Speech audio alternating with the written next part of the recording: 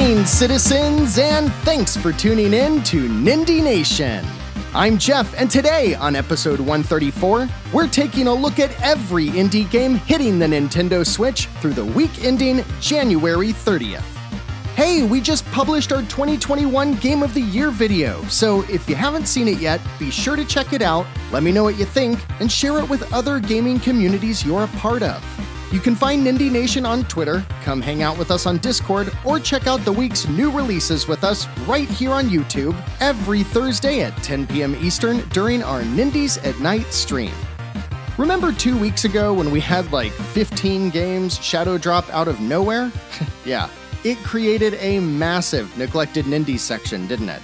Well, since last week's episode, and I'm not kidding here, 36 games hit the eShop, and most of them are complete garbage. So here's what we're gonna do.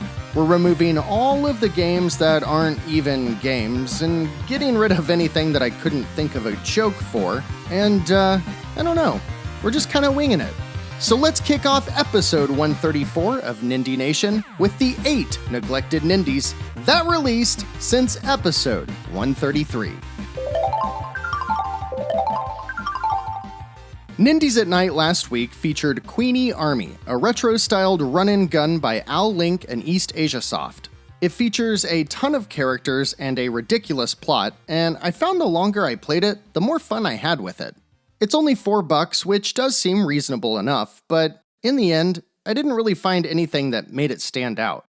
Entwickler X released a 2D exploration adventure game last week called Pyramid Quest for $6.99. And I'm only including it because of how much it reminded me of the NES game Super Pitfall. I think that game might be responsible for my first swear word. I really hated that game. Midnight Works wants you to spend $15 on their latest game, Cop Car Police Simulator Chase. And I'm frankly surprised at how realistic it is. You know how you get those wanted levels in GTA? It's kind of like the reverse of that, but the radar goes haywire whenever a minority is on screen. Refold made a game called Trigger Dungeon, and I'm not sure here, but I think it's all about going into various internet forums and shouting spoilers from MCU movies. It's a weird premise. There's a new thing reproducing on the eShop, and it's called Mega. Their first mistake is Swing Saga, which is probably a JRPG about throwing sexy parties. Oh, and we've got Me Game. Megami? Megami? Their thing is called Survive on Raft. I don't know what the fuck you do in this one.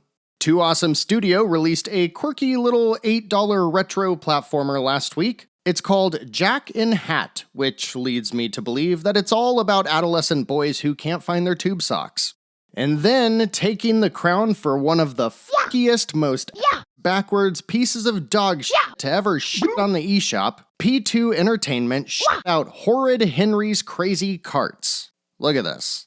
This is $30. One of the 4 levels is called Gross World, and yeah, I agree. Queenie Army was a decent time, but guys, really, I'm struggling with what to do about the Neglected Nindies. Are we really going to start seeing 30-plus garbage games every week? How should we handle those in the future if so? Something like this? Do I just ignore them? What do you think? Let me know in the comments and get excited, my friends, because we've got another excellent week ahead. These are the 17 new releases hitting the Nintendo Switch through Sunday, January 30th. 1C Entertainment gets the week started on Tuesday the 25th with a turn-based tactical RPG called Reverie Knights Tactics for $21.24. The hand-drawn art looks great, and the story seems to alter drastically depending on choices you make not only in the story, but in battle too. It's nice to see so many grid-based RPGs releasing on the Switch lately, as it's a genre the system has been sorely missing. I'm not sure how this one's going to pan out, but I'm going to keep my eyes peeled for reviews. And Special Bit is a new developer venturing onto the eShop, with their first release being a point-and-click adventure that is inspired by the classic LucasArts games of the 90s. Angelo and Demon, One Hell of a Quest, has more than a few references to those beloved games it is inspired from, and combines a clean visual style with a premise surrounding a YouTuber who follows the Reaper into hell after lightning strikes his computer. It releases for $14.99 and just might be worth it for those of you who love the genre. At first glance, The Longest Road on Earth didn't do much for me, but I'm a fan of games published by Raw Fury, so I dug a little further and found overwhelmingly positive reviews for just about every title released by developers Brainwash Gang and TLR Games. It's a pixelated black and white narrative that tells 4 short stories which seem to be chock full of "it means whatever you want to take away from it" kind of storytelling. It's $10 and isn't necessarily my cup of tea, but it's hard to argue with all of the positive reviews it's garnered so far on Steam. On Wednesday the 26th, the game that I'm most looking forward to this week hits the eShop as Funky Can Creative drops PopSlinger for $14.99. Honestly, I'm not entirely sure what this game is, but I love its vibe, which feels like a more cheerful slant on The World Ends With You, but with a heavy Japanese bubblegum pop inspiration. Here's how the developers describe it. Join a magical girl with soda-powered guns on a dreamy quest to defend her home from sinister invaders in a musical beat-em-up packed with shooting action. PopSlinger is a vibrant, narrative-focused musical shooter inspired by 80s and 90s new retro culture. It still seems hard to put this one in a box, but that is what I love about indie games after all, and if all goes well, maybe we'll play this one on stream during this week's Nindies at Night. Sometimes You is such an interesting publisher. I can never tell if they're trying to promote unique ideas or just grab cash. But I guess it can be both, as we've seen with many other similar publishers like Dragius and Ratalaika. Sometimes you gotta have a little bit of both, you know? This week they release Summertime Madness, which was developed by DP Games. I really hope that doesn't stand for... never mind. Anyways, this $12 title is a first-person puzzle game. Think like Myst or others from the early days of CD-ROM PC games. You're a painter who's made a deal with the devil, and you must find your way back to the real world after being trapped within your own paintings. The visuals are striking, and even in the trailer, you can see some really compelling scenarios. Apparently, the game takes place in the summer of 1945 in Prague, which I guess is the setup for why the painter struck a deal with the devil? Not the cheeriest place to be. Again, I don't usually care for these games, but I am quite intrigued by Summertime Madness. And in their never-ending quest to find retro-styled games and infuse them with young anime girls, East Asia Soft has teamed up yet again with Zoo Corporation to publish Cake Invaders for $5.99. It's kinda like Missile Command with tower defense and RPG elements, and looks like it could be fun for a quick fix. I like starting Nindies at Night with simple arcadey games like this one before we dive into the main games for the evening, and I think there's a good chance we'll do just that this week with Cake Invaders. That's a pretty solid list so far, huh? There's a lot more to cover, but before we do that, let's make sure we're all aware of a few digital landmines to avoid this week. Elastomania Team claims they are re-releasing a cult classic with Elastomania Remastered. But if this is considered a classic game, and this is considered any kind of visual upgrade, I'm sorry guys, but who didn't hug you as a kid? We also see the return of Pixarts, who remains a shining example of everything wrong with the video game industry. Froggy Crossing is exactly what you think it is, with an added objective to help Froggy the Frog fill his belly with coins! And let's be real here, if Pixarts had filled their belly with coins, I think the world would be in a much better place. But then they also pig-farted out Magic Pen Color Book, a mobile demo that doesn't support controllers and looks to be just about as fun as poking a dead bird with a stick. Actually, that was pretty entertaining when I was a kid. Never mind. Oh, and Crazy Soft did this, Crazy Athletics Summer Sports and Games. Look at this. The characters look like their limbs are about to fall off, and their expressions look like they were begging for the sweet release of death just before being pumped full of uppers. I'm not sure if death, loss of limbs, or experiencing this abomination is worse, but they're all in a close race, and with a price tag of $16, Crazy Soft is a clearly deserving name. Gamazumi realized it's been a couple of weeks since they paraded underage girls around in front of a bunch of horny kids, so it makes sense that they tossed a bunch of girls into a visual novel about magic school, added, quote, romance, because of course they did, and the result is Magi Trials, a game that features facial expressions so derpy they could only be made by someone who has never seen the opposite sex. And you know what?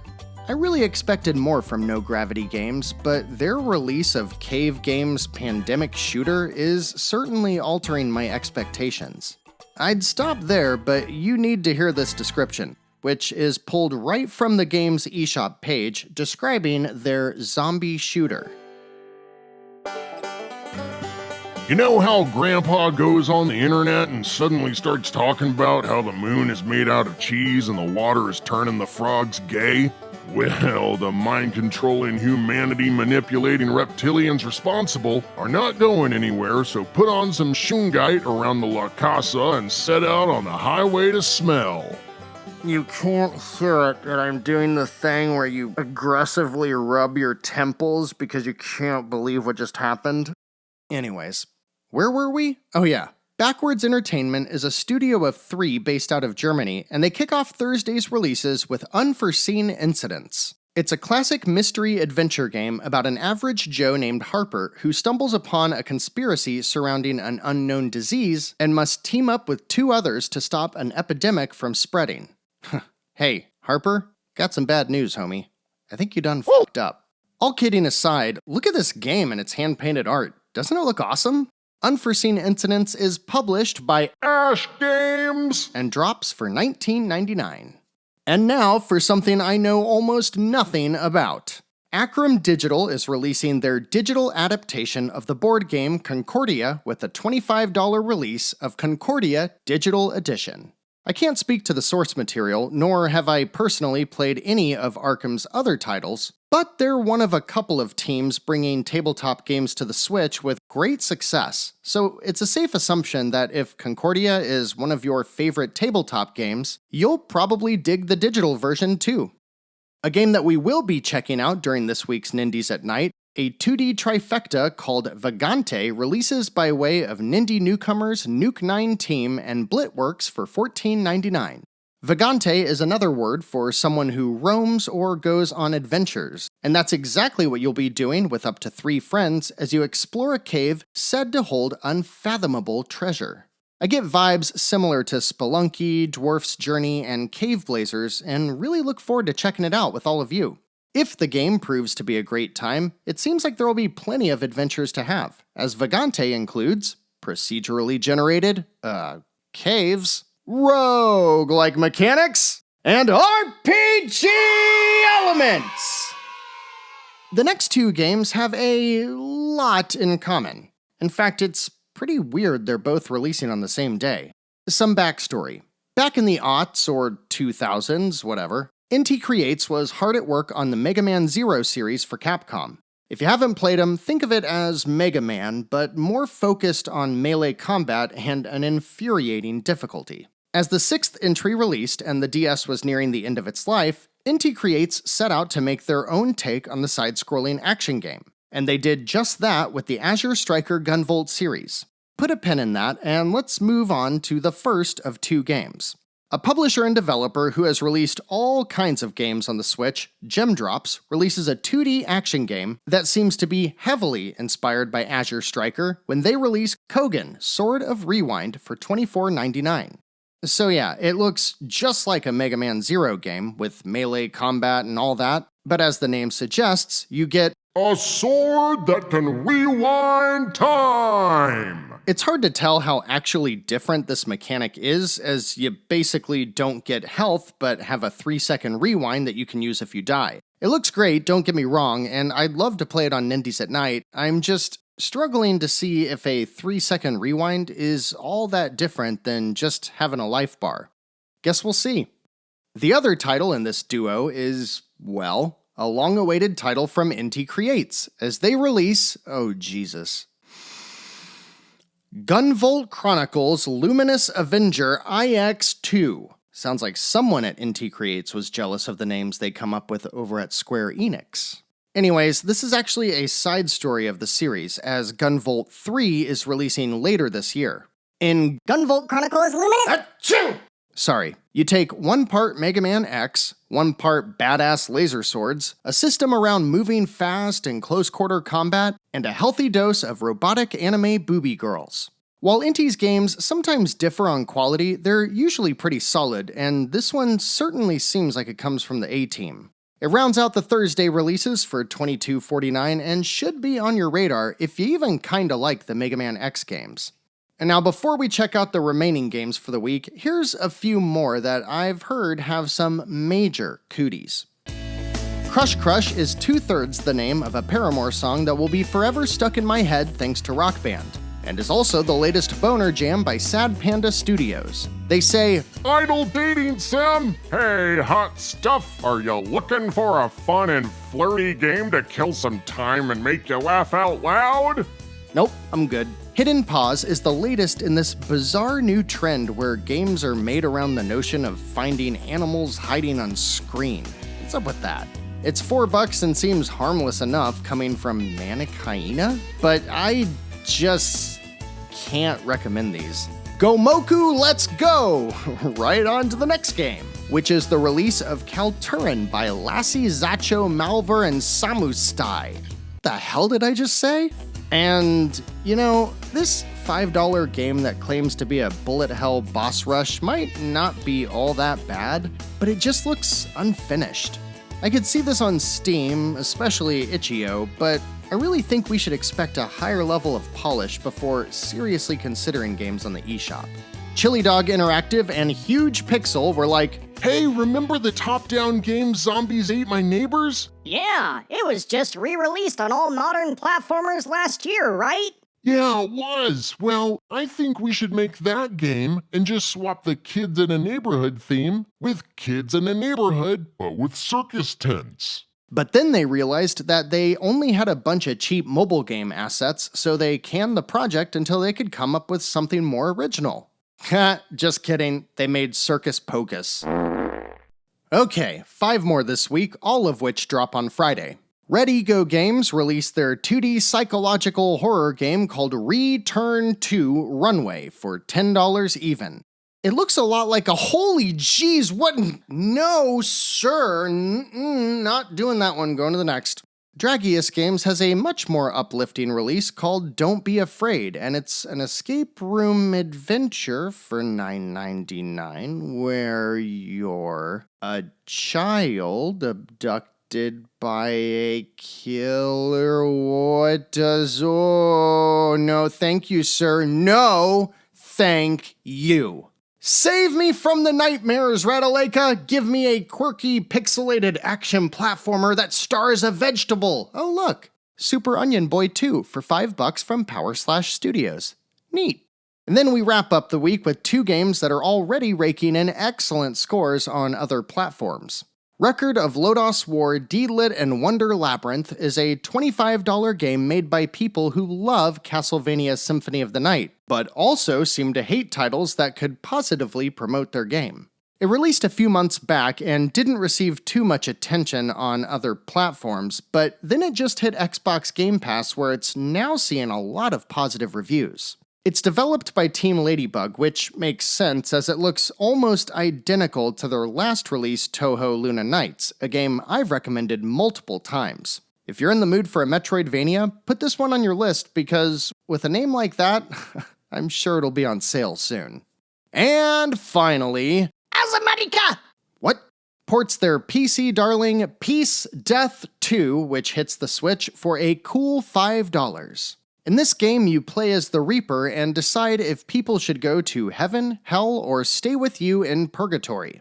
It looks really dumb, I'm not gonna lie, and it's loaded with cheap character art, and everyone seems to love it on Steam, so, I might check it out. Can't deny it looks hilarious. What do you think? Anything you're picking up this week? There is a lot, that's for sure. Reverie Tactics, Vagante, PopSlinger for sure. I'm even considering some titles outside of my usual wheelhouse, like Summertime Madness and Unforeseen Incidents. Let me know what's going on your wish list, and let's head on over to the eShop, where there's not a ton of deals, but there are some really good ones. These are the 6 Nindies at their lowest prices ever, on sale through at least January 30th.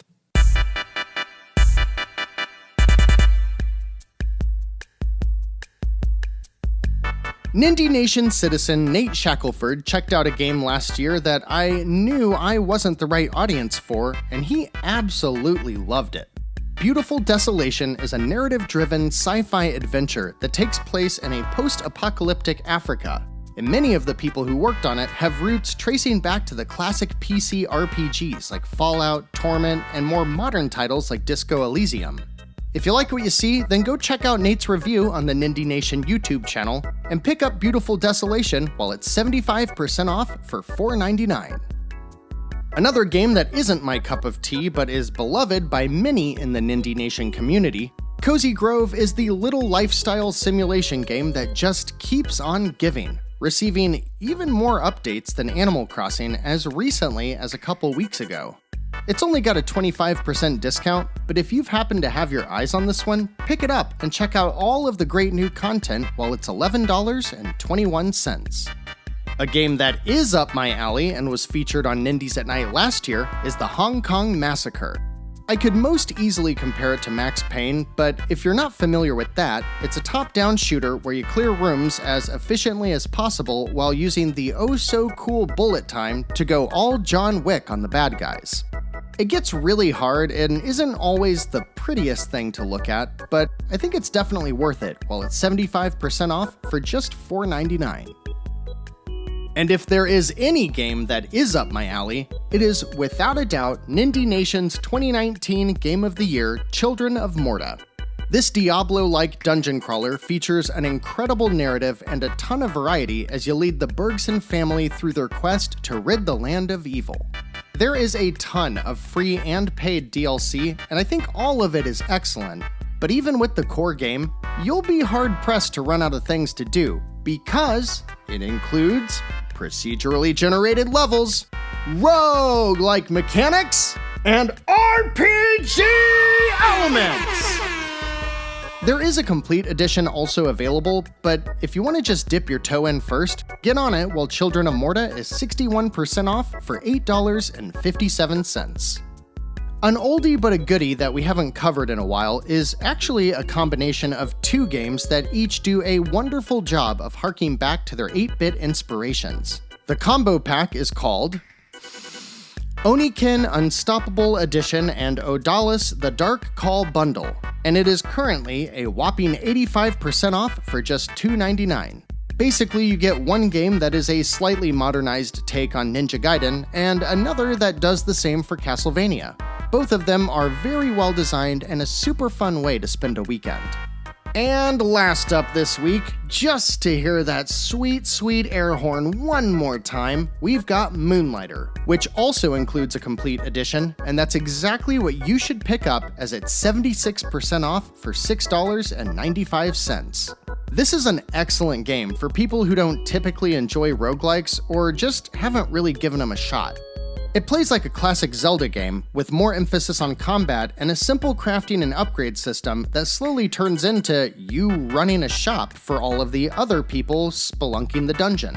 The music is stellar, the visuals are wonderful, and even though all pieces of this formula are lighter than its contemporaries, it comes packing procedurally generated levels, roguelike mechanics, and RPG elements! If you've ever had your eyes on Moonlighter, now is the best time ever to pick it up. Man, 2 of my favorite Nindies for just a few bucks each? I'm telling you, those games are worth every penny, and then some. Anyone here ever played Cozy Grove before? What about Beautiful Desolation? Let's chat about them and any other Nindies you've seen on sale down in the comments. Before we wrap up today, let's touch on the Backlog Club. As this episode goes live, we're now all in on Freedom Planet, so if you've picked it up on sale, go ahead and dive in. Don't forget to join us on Discord so we can all discuss it in the Backlog Club channel, too. I can't wait to see what the newcomers think about the best Sega Genesis game that isn't on the Sega Genesis. And as a reminder, if you didn't see it by now, the 2021 Game of the Year video is live, and I could not be happier with how well it's being received. Thank you all so much for your support. If you haven't seen it yet, go check it out. And if you like it, please share it with other indie game communities. Every single one of you who has helped so far has really made a big impact. This Thursday, we'll have our usual Nindies at Night stream at 10 p.m. Eastern, and I think we'll be checking out The Company Man, PopSlinger, and maybe Blackwind, which I'm currently having a lot of fun with. There's a little bit of everything on the eShop horizon, but nothing in particular is really jumping out at me until the release of Ollie Ollie World on February 8th. But that's all for future episodes, my friends. We're all done for today. Thanks so much for watching, commenting, liking, subscribing, and sharing Nindie Nation with others. Until next week, I'm Jeff. This has been Nindie Nation episode 134. And remember, no matter what type of game you're looking for, Nindie Nation will be right here to help you find just the thing to keep your Joy-Cons synced.